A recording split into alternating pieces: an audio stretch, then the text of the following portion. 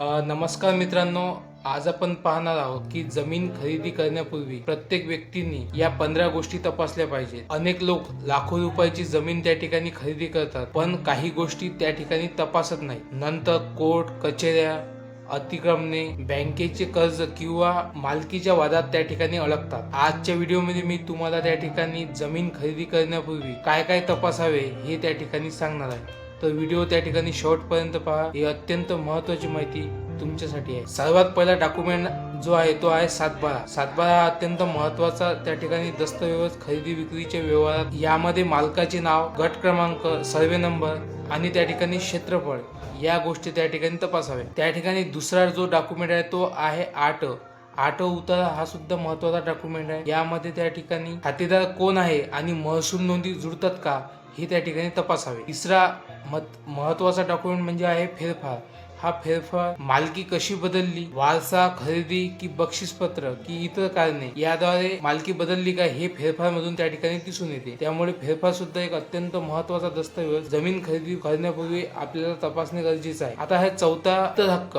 इतर हक्क म्हणजेच त्या ठिकाणी असणारा बोजा, बँकेचा बोजा, न्यायालयीन बोजा व इतर बोजे त्या ठिकाणी आपल्याला तपासले गेले पाहिजे. त्यानंतर पाचवा मुद्दा, बँक. जमीन बँकेकडे गहाण ठेवलेली आहे काय हे सुद्धा आपण त्या ठिकाणी तपासलं पाहिजे. सहावा मुद्दा, जो व्यक्ती जमिनीची खरेदी करणार आहे त्या व्यक्तीने जमीन प्रत्यक्ष पाहणी करणे गरजेचे आहे. म्हणजेच त्या ठिकाणी असणारी जमिनीची सीमा, बाण, काही अतिक्रमणे आहेत काय हे तपासणे अत्यंत गरजेचे आहे. त्यानंतर सातवा मुद्दा, सरकारी मोजणी. क्षेत्रफळ प्रत्यक्ष जुळते का आणि त्या ठिकाणी शासकीय नकाशा त्या ठिकाणी तुम्ही तपासून घेतलेला पाहिजे. आठवा मुद्दा म्हणजे की त्या ठिकाणी असणाऱ्या तुमच्या जमिनीचा रस्ता, जमिनीला कायदेशीर रस्ता मिळालेला आहे का आणि वहिवाट रस्ता आहे का, ह्या दोन गोष्टी महत्त्वपूर्ण त्या ठिकाणी तपासल्या पाहिजे. त्याच्यानंतर नववा मुद्दा जो आहे, जमीन खरेदी करण्यापूर्वी विक्रेत्याची ओळख.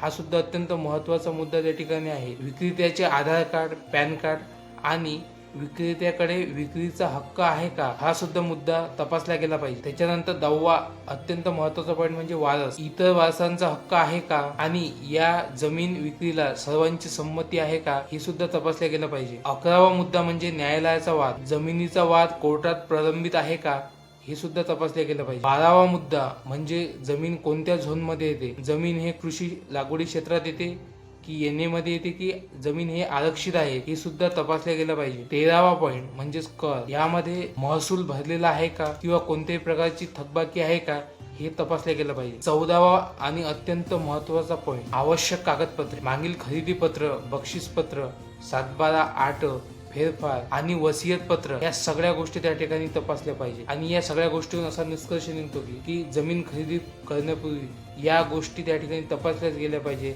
नाहीतर तुमचे त्या ठिकाणी लाखोचे नुकसान होऊ शकते. अशाच जमिनी संबंधीच्या माहितीसाठी आजच आमच्या चॅनलला सबस्क्राईब करून ठेवा. व्हिडिओ आवडल्यास लाईक करा, शेअर करा.